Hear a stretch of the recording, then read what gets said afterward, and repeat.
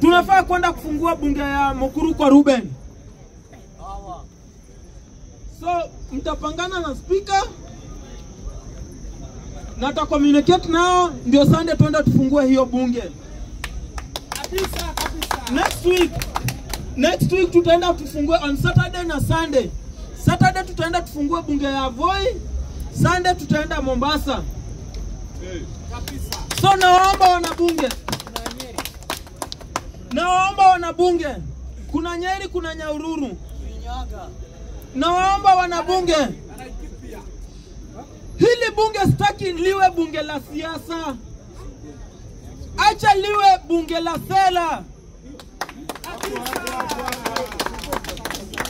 Tusiangalie mwenye ati sijui 2027 ati sijui Kasongo must go. Akienda what next?